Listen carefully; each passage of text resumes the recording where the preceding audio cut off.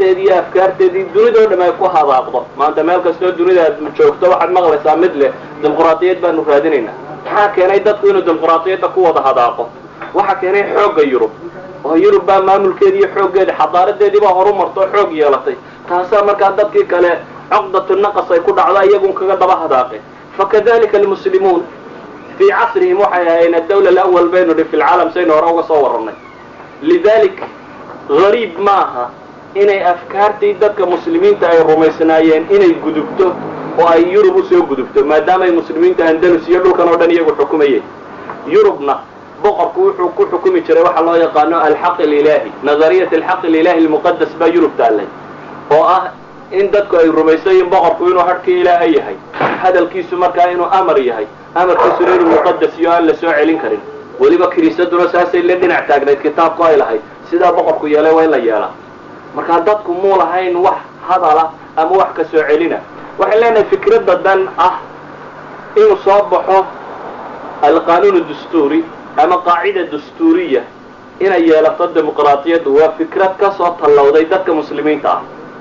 كدبنا واحد عاي فلاسفة دي رير قلبين كل واقع مسألة si shacabku uu xorriyad u helo madaalimtii tirada badnayd ee Yurub taalay iyo falaasafadooda dhawaaqoodii ayaa waxay sababtay iyo dad aqraad leh qaradkooda markaynu ku darno oo kapitalismku isna meesha joogay oo deer raba iqtaaciinta inuu qallibo markaynu isku darro waxaas oo dhan baa waxay sababeen الثورة الفرنسية مسألة tani inay soo gudubtay waxa qaba akthar culamaa المسلمين حتى الشيخ محمد قطب وككتاب كيسا كنت الماما يعني الثورة الفرنسية ووحى الصبابي بان وركنا أبويري الحروب السليبية كروسيدسكو الدقالة دي أي لقالين ضدك مسلمين تا هي اللقاء سلمي هذا نحق لي بويري ضدك مسلمين تاها هي كريستن كدتك أي سكولة دو سودرين شرين سيدا إنو إنو إنت إنو سكولة دا غير قلبات سكولرشيب كلا إنو قسيي أيضا صغان نقدان قرادة السياسيين تينا أيضا الديمقراطية دي وحشية إلا مركز أي حاجات شوكي وحرم ما يقرنينيني حقا نيا يورو مركز كان نقدان بين ولاي مادة الديمقراطية ayaa dhalintii reer galbeed markay u soo dirtaan ardaydooda dunida muslimiinta ayuun bay la noqdeen buu leeyahay afkaartan cusub ee caalamka Yurub markaasi ku cusboonay laakiin waxay leenahay Yurub الفكر السياسي الإسلامي sidoo ahaa uma wada qaadan maadaama ay jirtay cuqad badan oo kiniisadu ay abuurto dadka islaamka loo galiyay maadaama ay jiray dagaaladii crusaderska ee wixii la mid maadaama ay jirtay xamlaatu tanfiir dhamaanteedba ee waxay isku dayday bal inay u noqoto turaadkeedii hore ee Greco-Romanka ahaa hase yeeshee inkastoo ay ka isku dayday inay u noqoto waxaan leenahay may suurtagelin inay ka baraxtiraato aragtidii islaamiga xataa thawra alfaransiya markay dhalatay qaanuunkeeda madaniga aktharuhu waxa laga qaatay al-fiqh al-maliki القانون الفرنسي الثورة الفرنسية markay dhalatay kadib qaanuunka intiisa u badan waxa laga naqilay fiqhigii Imam Malik oo ahaa North Africa iyo Andalusia inta tan fiqhiga islaamiga yaalay Yurub fikradda islaamiga ha u gudubtay umay gudbin iyadoo wadata afkaarteedii oo dhan ama iyadoo si fiican u ballaaran fikraddu markay dadka ku cusubtayna kullay waxaad moodaa dadka hore ee bartay inay isku khilaafaan ama waxyaabo badan taasa waxay keentay inaanay sida islaamka uga soo gudubtay aanay u qaadanin يعني إسلامك فكرته وحيه إن إمامك مسلم كا بالاختيار والرضا الغضر وبالمشورة إن بيع على لقله بيع دا سينا لازم سنة السه إن دكوا يا طيعان وسمع وطاعة إلي ما دان مقابل إنه يسنفوا حكم الدستور كإسلامي دكوا يكون دورتين الكتاب والسنة وده إمامك لما ورنا وماشي أنت تفوشوا نسكوت هو حل غضر إنه فليه الكتاب والسنة مقابل ذلك أن يطاع الله يمادان أن فرق الباك مركي فكرته تمي ولا مرمي وحب الأبمي مركاسي أفكار الديمقراطية دي كلا نوعها وحب الأبمي أولا العقد الاجتماعي سيدان له تفصيلية social contract لشيء يمحوية يعني social contract يوم أركتك لك ديسمبر يستي مثلا فيلسوف كودي لورنتري توماس بس وفلاسفته دي ugu dambeysay wuxuu qabaa inuu caqdigu yahay caqdi tafwiidiya yani sultaanku ama sulutaadka dhammaantood inuu xaakimku leeyahay dadku iraadadoodii uga daadegeen inuu xaakimku qaato kulli sulutaad. matalan luuk oo kale wuxuu qabaa alcaqd alijtimaaci oo wuxuu leeyahay lama siinayo madaxda salaaxiyaat mutlaqa lilxukm, laakiin waa in dadku ay yeeshaan ama waa inuu muqayad noqdaa sultada la siinaya. laakiin muxuu ku taqyiidiy alxuquuq abiiciya lilinsaan, wuxuu ku tilmaamay xuquuq abiiciyana waa masalo yaroo iska basiita. roosooy oo kale aynu leenahay waa ninkan buugga qoray ay leeyihiin waa injiilkii tawrada faransiiska, waa ishtiraakiyiintu markay bilaabmayeen nimankii alfalsafa alishtiraakiya waday ayuu ka mid yihi. roosooy oo kale wuxuu leeyahay waa tanaasul ay iraadadoodii dadku can jamiici xuquuqihim ka tanaasulayaan oo lisaalix aljamaaca u tanaasulayaan, maadaama uu socialist ahaa ama ishtiraaki u ahaa. kollay fikradiisa jamaaca iyo isaga waxyaabo badan oo kale ku naban. calaa kulli xaal taasi waxay keensatay alcaqd alijtimaaci sidii loo tafsiirayay inay isku khilaafaan. markay isku khilaafeenna inay ka soo baxday mumaarasaad kala gedisan oo kala nooca. awalan waxaa soo baxay badhkood waxay yidhaahdeen heshiiska lala gelayo xukumka ama se dawladda ama dadka wax xukumaya waa caqdi tafwiidiya. marka caqdiga tafwiidi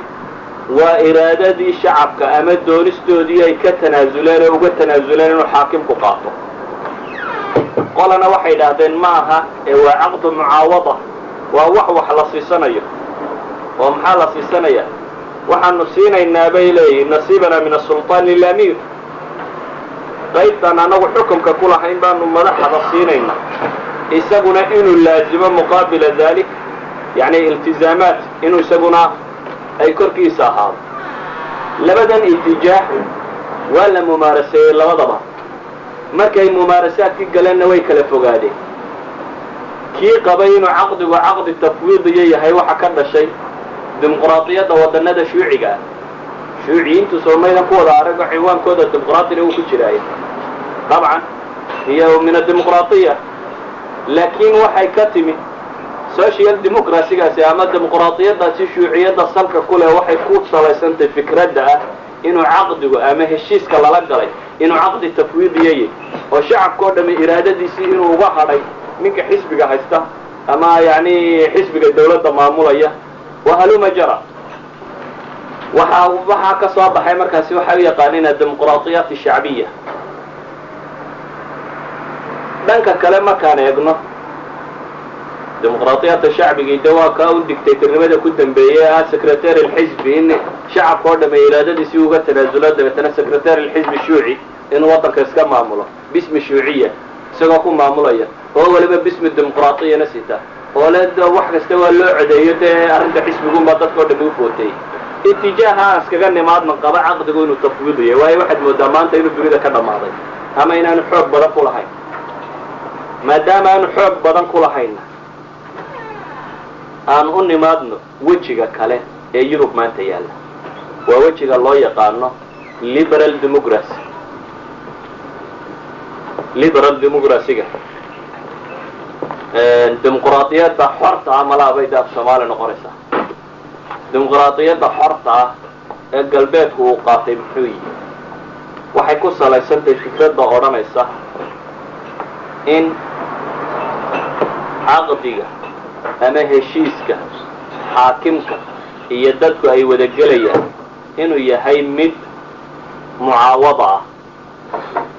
oo dadkuna inay wax helaan xuquuqdoodii, xaakimkana in la siiyo baawarkii uu wax ku maamulayay. marka waa laba shay oo la isweydaarsanayo. nin in loo doorto oo la siiyo sulutaadkii uu wax ku maamuli lahaa,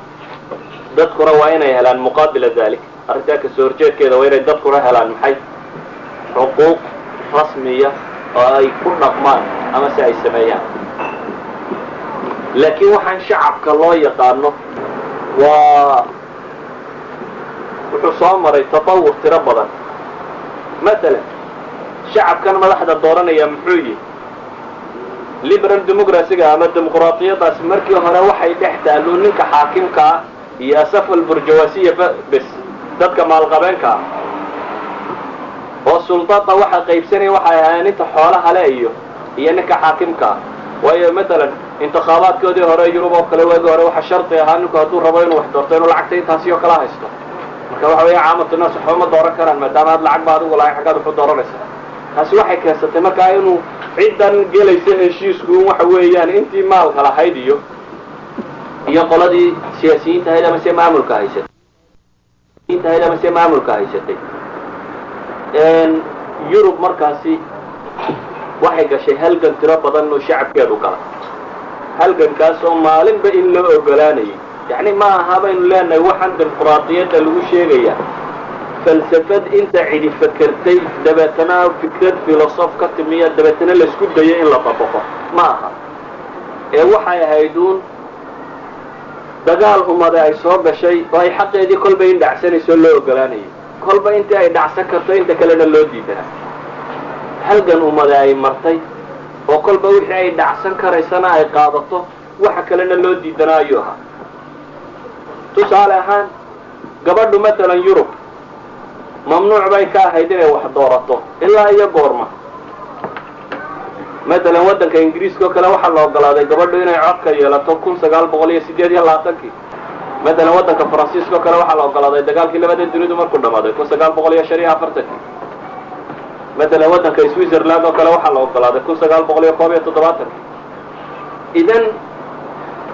نقابات أما ورفضا يرير هالجماعة يودانو يهالجميان الدولة دريه وحلا الله ما يو وكل بين لقد عصنا يومه ما هي فكرة أنت اللي فكرها ما مبدأ لا هي مبدأ هو كاسية ساتنا الله وضعه حتى وحنا نكره قاب كمامل ما ها فكرة قاب كمامل كان شيء يوام حي مثلا الديمقراطية ده وحلا قيب يصنع قيبات ريتي ميدو حلا دايركت ديمقراطي ميدنا وسيمي دايركت سيمي دايركت ديمقراطي ميدنا ريبريزنتيتيف ديمقراطي baa la yiraahdaa دايركت ديمقراطيgu waa dimuqraadiyadda tooska ah bay yiraahdaan oo kama suurtagal ah bay yiraahdaan magaalo mooyaan waa tii ay isticmaalayeen Greek hore oo ah hadee dadku oo dhameeyay inuu qofku codkiisa wax kasta kala qayb galo codka cidsiyo iska hadmaayo wax kasta oo tuulada inta halkaas ugu baxdaa baa la leeyahay maxay nu yeelaa marka wax kasta codkaaga diibanaysa قفك الحكومة يعدكاga diibanaysa dimaam la dajinayo codkaaga yani codkaaga waa joogto marka waxay leeyihiin waa dimuqraadiyadda dhabta ah bay yiraahdaan taasi laakiin hadda ummaddu balaarata bay yiraahdaan suurtagal ma waxa timi waxaan loo yaqaano representative-ka dadku cid ha doortaan ciday doorteen ha maamulaan dadku cid ha doortaan oo yani baarlamaan ha la sameeyo dabeetana baarlamaanku waxa maamulo وبرلمان كان نقضى هيئة تشريعية مدحوينه هالنقضى يعني هي الدولة دي شو أما وزارته هيئة التنفيذ كواح سميسة سلطة القضاء قال الله صار وهلو ما جرى ساه الله سمي حتى فكرة ده لفتيده معها فكرة انت اللي فكرت كتمي فيلسوف أمان بوليتيكالي وفكرة يا انتو فكرة واحد صباحي معها وتقالوا مداد بيدا لفتيد كتب مثلا ما كان قبلنا ودك إنجليزك إنجليزك ساو تقانين مويانا إلا هذا ماله وحلا يقنا دستور مدون دستور قرآن ماله ودك إنجليزك أكتس وحلا إذا ولا يقول بصوبحة لكن مدة إنجليز وحاول دستور دقة كده ما كان دقة كلا يلاليا يعني هدية دقة وحي ومدة أولى ده هي دستورها حتى قانون كده ما كان لا يقول وقاضي كقول اجتهاد كله يقول يا وقاضي إنجليز قاضي إنجليز كده على عشان أنتو كاجتهاد وحكم هذا قانون نقدونه هدو marka uu ka yar nidaam gadisay nidaamada reer galbeedka awal cidi isticmaashay inay samayso waxa loo yaqaano baarlamaanku waa wadanka Ingiriisku laakiin sidoo ku yimi wuxuu ahaabeen leenay wadanka Ingiriis mesela markii hore shuradu waxay ahayd manxa wuxuu bixiyo boqorku oo kale yani boqorku maalmaha qaadkood inuu dadka qaar isaga yeero odayaalo dabeetana uu la shiro hadduu doonana uu iska diidade marka waxay yiraahdaan wuxuu la sheegi jiray dadka wajahaa yani odayada iyo maalqabeennada iyo rijaalu diinka wadaadada iyo waxaas bay isugu yeedhaabuu la shiri jiray markii dambana waxay noqotay in majaalis loo sameeyo majliska kani wuxuu noqday markii dambana in la kala bixiyo laba majlis laga dhigo ilaa iyo arrintii waxay gaadhay in boqorka shaqada laga saaro markii dambe maxaa keenay in boqorka shaqada laga saaro مثلا كنت ضرب قليا أفريا طبنكي markuu xukumayay George the First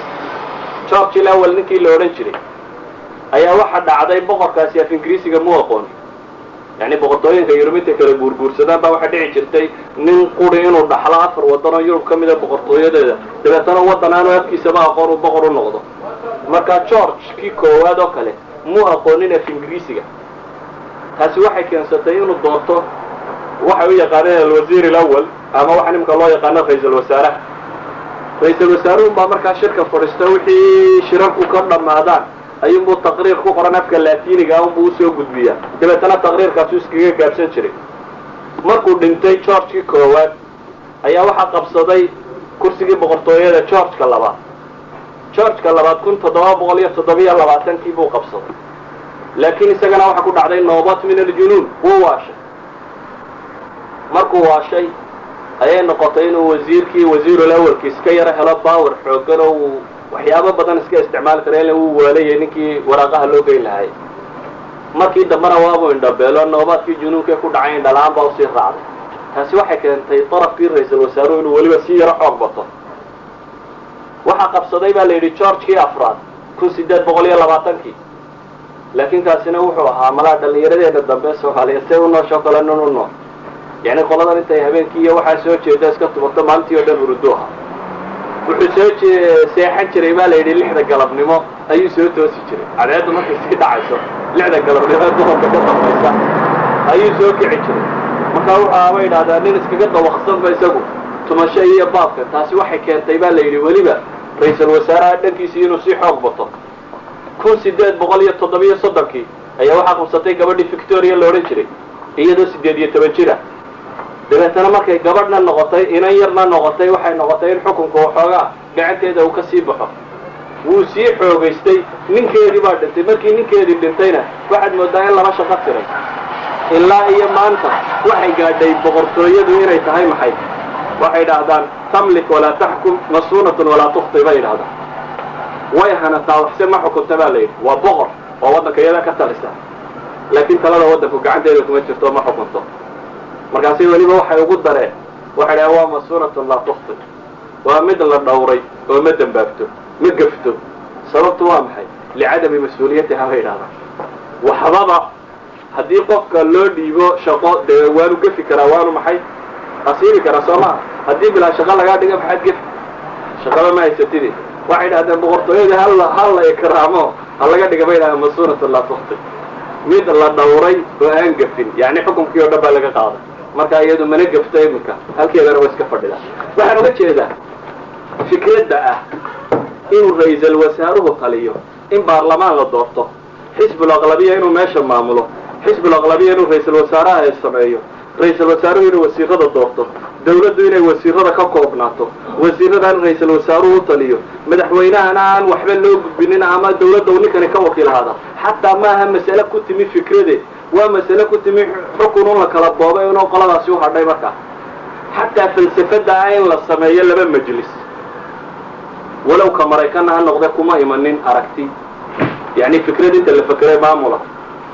waayo labadan majlis bilmathal majlis الشيوخ سينيتيسكا iyo kongareska caadiga ee Mareykan xataa isagu wuxuu ku yimi markii dawladda Mareykan waxa dhacday markii hore inay ku jirtay waxa loo yaqaan confederal markay ahayd waa kuwii dagaalada hoosiya wax dhaceen waxay tijaabiyeen in dawlad ka xoog badan la sameeyo ama USA waxa maanta loo yaqaan in la sameeyo dabeetana mu'tamar al-watani wax la yiraahdo way isugu yimaadeen kaas markii la isugu yimi waxa la damcay dawlad xoogan in la sameeyo madaxweynuhu power kale dawladii xooganeed si loo sameeyo baarlamaankii marka waa lagu heshiin waayo statuska laga dadka badan yahay hadii one man one voter la isticmaalo statuska laga dadka badan yahay waxa weeyaan in laga badanayo baarlamaankii marka waa la dominate kareynaya khilaafkii u dhaxeeyay statuska si la isugu keeno ayaa waxa la yiri congress-kana laga dhigo one man one vote oo tirada ha ku xidhnaado tirada dadku state-ka badaniya ha ka bato congress ahaan state-ka dadka yar laakiin si aan state-kaasi dadka kale u gumaysan lama ogola state-kan isagoo saas iyo wax ku darsado state-ka xoog badane waxa la yiri iyagana ha la siiyo congress-kan ha la sameeyo seniorities ka sareeyo iyagu ku salaysan inay ka waqti dheeraadaan marka hore oo ka laba sano lagu doorta karo waa 6 sanadood buu ninka la doorto shaqeeyo isla markaasi isaga in stateka lagu siiyo oo state waliba laba nin uu leeyahay ama badda ama yarow laba nin baad keensanaysaa marka waxa weeyaan lagaama tiro badna waxbaad iska celin kartaa waxaan uga jeedaa xataa waxa la leeyahay representative democracy